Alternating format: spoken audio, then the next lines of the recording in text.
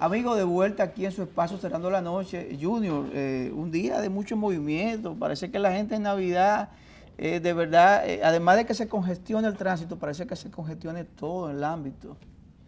Mucho se traspapelan las cosas, se pierden los videos, se ponen eufóricas, el ánimo se exalta.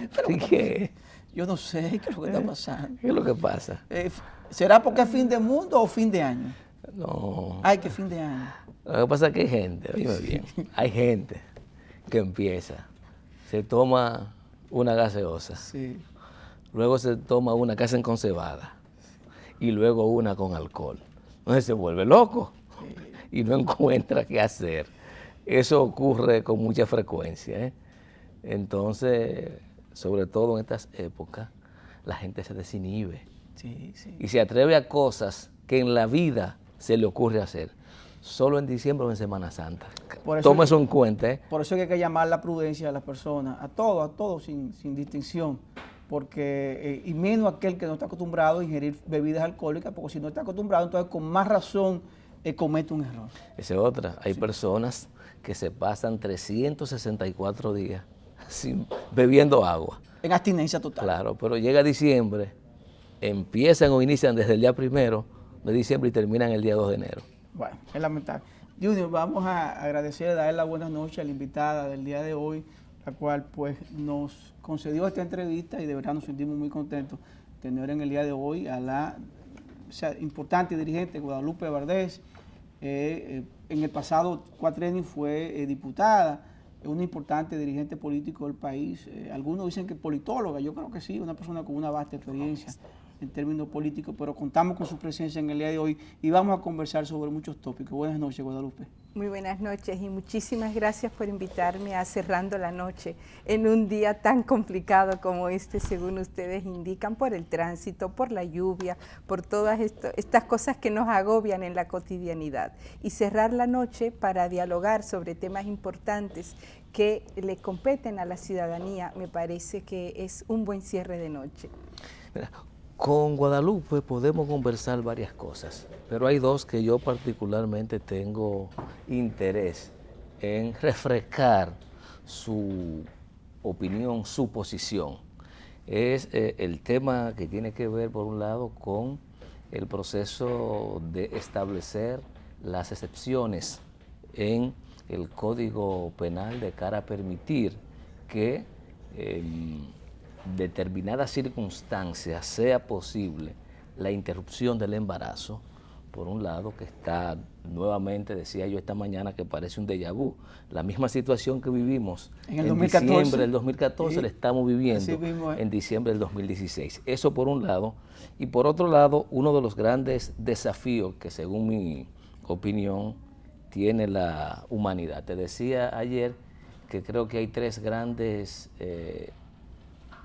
temas importantes para la convivencia humana. Por un lado está el tema de la desigualdad social que afecta al mundo. Mucha gente habla de que los principales temas que tienen en riesgo la existencia humana son algunas enfermedades, pero no se da cuenta que la causa principal de muerte en el mundo sigue siendo el hambre.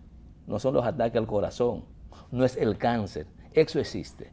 Pero el tema de la desigualdad social, la concentración de la riqueza en poca mano, un tema que Guadalupe está de una u otra forma involucrada, sobre todo en el aspecto de la mitigación del hambre. Y el segundo eje es el tema del medio ambiente y tercer eje para mí el tema de la impunidad. Creo que son tres grandes desafíos que tiene la humanidad. Toda una conferencia. No importa. Toda una conferencia. No importa, la posición ideológico-política que usted asuma. Hay tres grandes desafíos que habrá que buscar la forma de vencer, Guadalupe. Sí, y yo creo que todo eso está muy vinculado a un tema que reclama el mundo hoy día, que es el tema de la paz. Y para poder vivir en paz hay que tener resueltos estos temas que ustedes colocan en la agenda de Cerrando la Noche. Y bueno, vamos a abordarlos. ¿Por dónde comenzamos? ¿Por el Código Penal? Perfecto, sí, el tema que tengo ahora mismo. Sí, bueno, el tema de estar de nuevo en la situación de hace prácticamente 2 años cuando el Congreso aprobó el Código Penal, en algún momento colocando en la Cámara de Diputados, se había colocado incluso la interrupción del embarazo en caso de salud de la madre, que después fue modificado en el Senado de la República, observado por el presidente de la República, que además después vino durante un año el abordaje en el Tribunal Constitucional que plantea la inconstitucionalidad del código, no por el fondo, sino por el procedimiento con el cual fue remitido. La población tiene que recordar que se aprobó en la Cámara de Diputados la modificación y de manera inmediata, en menos de 24 horas, fue remitido directamente al Poder Ejecutivo sin pasar por el Senado de la República.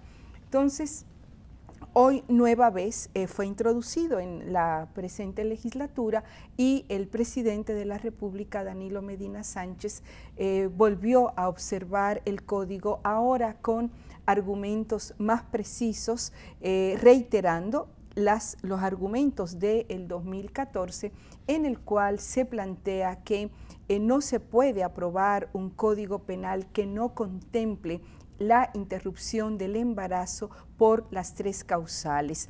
Y esto va en consonancia con el cumplimiento de la Constitución de la República, que él como jefe del Estado, como representante del Estado, tiene que cumplir y hacer cumplir además, porque uno de los planteamientos de la Constitución es el respeto a la dignidad humana, y cuando hay un caso de violación o de incesto, estamos ante un hecho de violación a la dignidad de la mujer en estos casos, y por eso se plantea que la interrupción del embarazo en estos casos sea una decisión que la mujer tiene que tomar. Hay mujeres que, a pesar del hecho de la violación o del tema del incesto, si son adultas, pueden y deciden tener su hijo, es su decisión. Pero si una mujer, y sobre todo el caso de una niña, es sometida a un caso de violación o de incesto, tiene que tener el derecho de tomar la decisión de interrumpir el embarazo. La otra causal es cuando la vida de la mujer corre peligro, cuando es un embarazo ectópico, alguna que yo, por ejemplo, soy resultado, yo tuve un embarazo ectópico, creo que, no sé si en este programa o en otro lo señalé, y el médico tuvo que interrumpir el embarazo para que yo pudiera seguir viviendo y poder dar educación y atención a mi hijo que ya yo tenía, y después tuve la segunda hija. Pero cuando hay un embarazo ectópico, si no se interrumpe el embarazo, la madre muere al poco tiempo.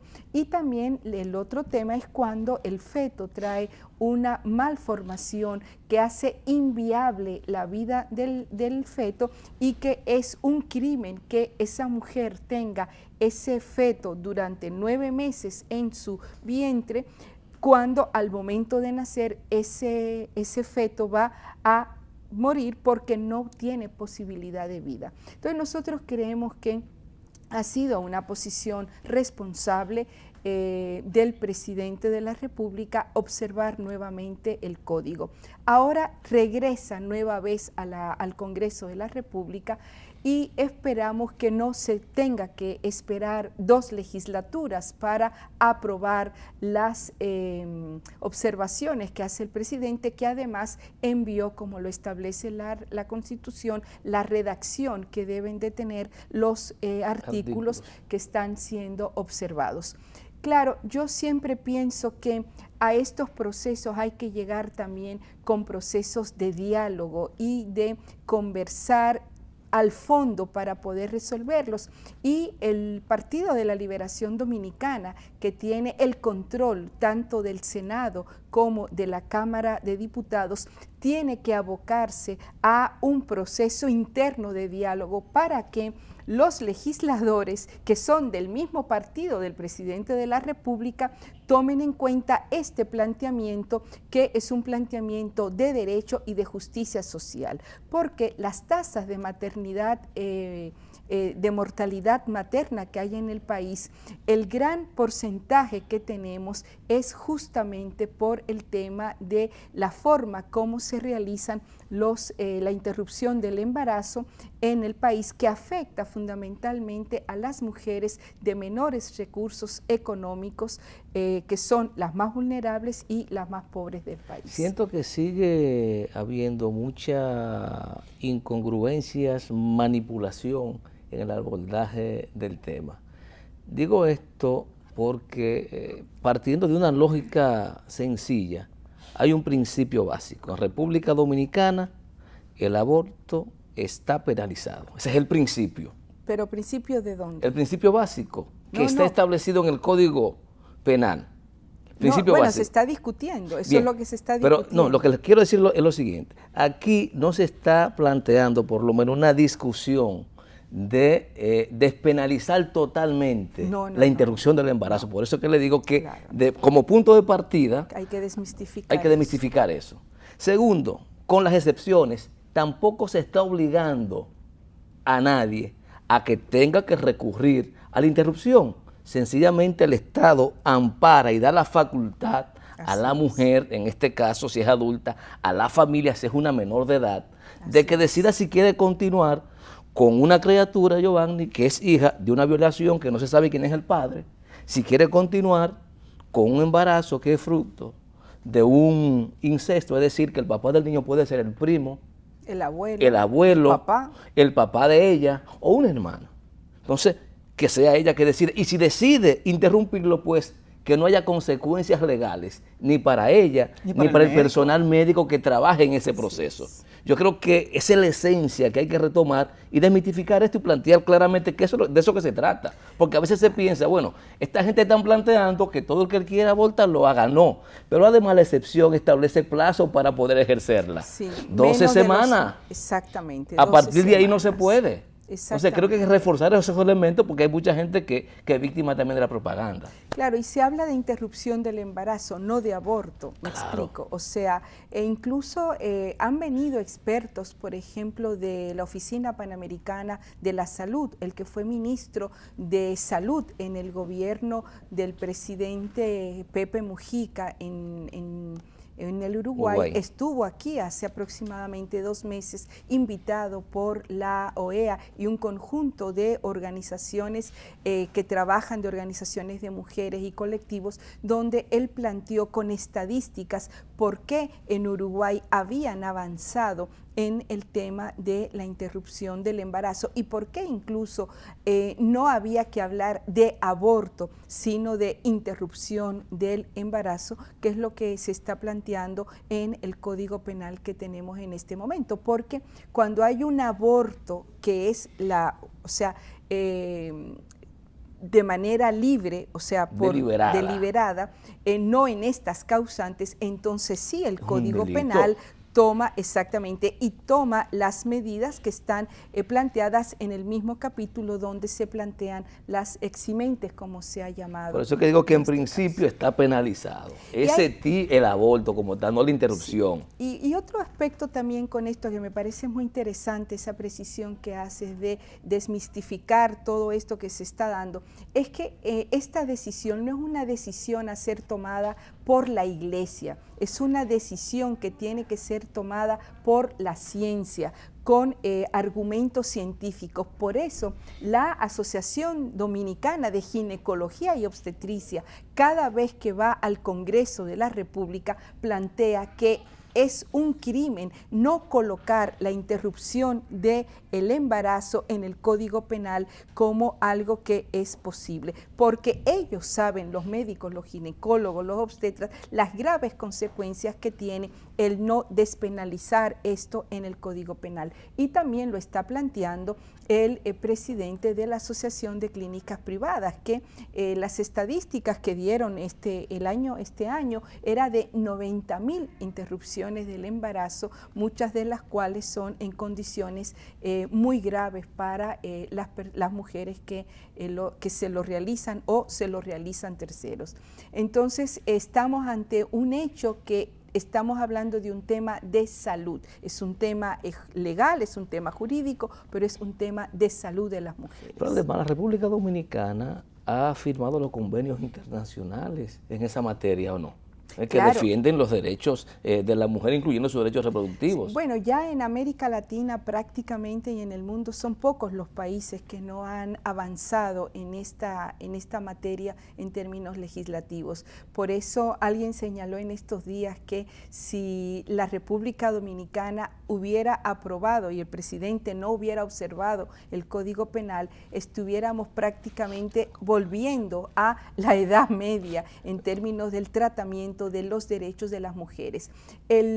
Cristóbal Rodríguez ha hecho una intervención también, incluso ha hecho estudios jurídicos en este sentido y plantea que con la observación del Código Penal del Presidente de la República y sobre todo colocando las eximentes en el Código Penal es el primer paso de avance efectivo realmente en el reconocimiento de los derechos de las mujeres. Entonces, si hablamos de una sociedad en la cual se habla de un Estado social y de derecho, donde queremos mejor y mayor social, democracia. Democrático y de derecho. Exactamente. Entonces hay que reconocer los derechos de las mujeres y es lo que se ha estado planteando con el tema del Código Penal. No puede haber un Código Penal solo en términos jurídicos y legales para los hombres que no contemple las normas que garanticen los derechos de las mujeres. A veces hay una contradicción entre lo que se definen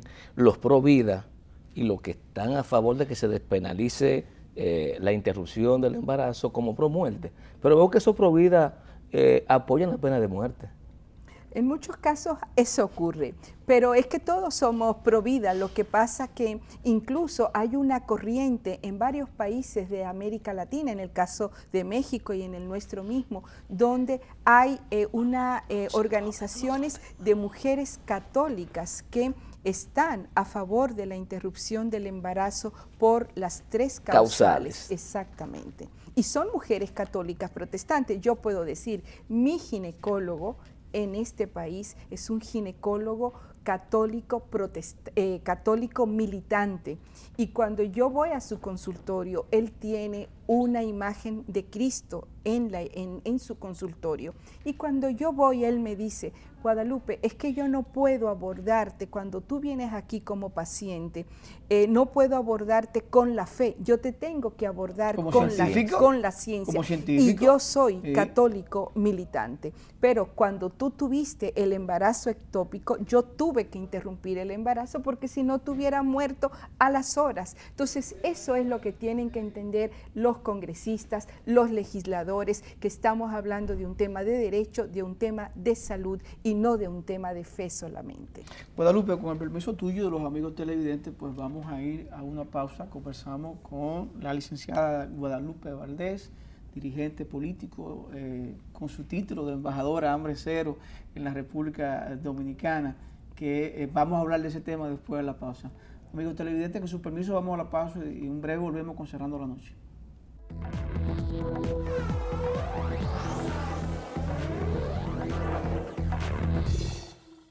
Amigos televidentes, de vuelta con su espacio Cerrando la Noche, y en esta parte ya de la entrevista con la licenciada Guadalupe Valdés vamos a hablar de las funciones que tiene de embajadora Hambre Cero a través de las Naciones Unidas para el Programa de Alimentación y Agricultura FAO, esta loable acción que debemos no solo dejarle la responsabilidad a Guadalupe Valdés, sino todo el país completo, pues a una salir y tratar de... Es una responsabilidad del Estado, me deja Guadalupe. Digo, cuando te digo es, entre comillas, las funciones de... Ya, tú estás hablando de que una institución como esta le ha designado embajador Hambre Cero. Entre comillas, tiene una gran responsabilidad, pero Junior, una cosa es imposible. Recuerda, es un asunto de Estado y de muchos países, no solo de un solo país. ¿Cuántas personas, una idea, se van a la cama sin cenar, sin comer, o en el país mueren de hambre? Bueno, efectivamente, en el país nosotros estamos en el 12.3% de personas que aún están en situación de malnutrición. Esto significa que es alrededor de 1.300.000 personas. Recordemos que la República Dominicana logró cumplir a la mitad la meta del Objetivo de Desarrollo del Milenio, que planteaba reducir a la mitad la tasa de desnutrición. Y por eso incluso la República Dominicana recibió un premio de la FAO conjuntamente con otros países, el Estado Plurinacional de Bolivia, Venezuela, Cuba, por citar algunos de estos países. Sin embargo, hoy día no solamente es esta gran cantidad de personas, o sea, tener un 12.3% es un número alto todavía en términos de personas que están en situación de malnutrición, sino también que tenemos que avanzar hacia mejorar la calidad de la alimentación. Y otros temas que tenemos pendientes en la agenda del país es el tema del etiquetado de los alimentos. La población no está recibiendo la información adecuada de qué está consumiendo, tanto en términos de los productos que son importados como de los propios productos que son elaborados en el país. Y otro tema muy fuerte en términos de la alimentación es la gran cantidad de alimentos ultraprocesados, que son alimentos saturados en grasas, en sales y en azúcares, que son los que están produciendo en niños y niñas y adolescentes las enfermedades de la diabetes y de la obesidad. No sé si, y bueno, las personas que están viendo Cerrando la Noche habrán escuchado que cada vez más se murió de un ataque cardíaco, que le dio un paro y se murió. Esas enfermedades que antes no ocurrían a la velocidad que están ocurriendo en este momento tiene que ver con el tema de la alimentación y obviamente el tema del estrés y de esa vida agitada que tenemos. Entonces hay que cambiar nuestras formas de vida, nuestros patrones de consumo para tener una mejor calidad de vida. Ya hablamos entonces del porcentaje que padece malnutrición en la República Dominicana.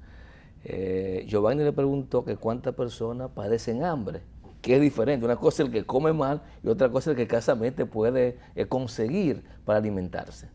Bueno, lo que pasa es que los informes el último informe que ha sacado la Organización de las Naciones Unidas para la Alimentación y la Agricultura y también el Programa Mundial de Alimentos y la OPS se están refiriendo al tema de la malnutrición, porque es muy difícil que una persona pase hambre totalmente. O sea, y esto tiene que ver con el tema de las calorías y las energías que se obtienen a través de los alimentos. Y son los estudios que se han hecho últimamente. O sea, hay países en los cuales sí hubo situaciones de hambre total. En el caso, por ejemplo, de África, hay algunos países que tienen una situación mucho más grave que la nuestra, pero de lo que se habla realmente es de que, por ejemplo, en América Latina tenemos aún 34 millones de personas que están en situación de hambre.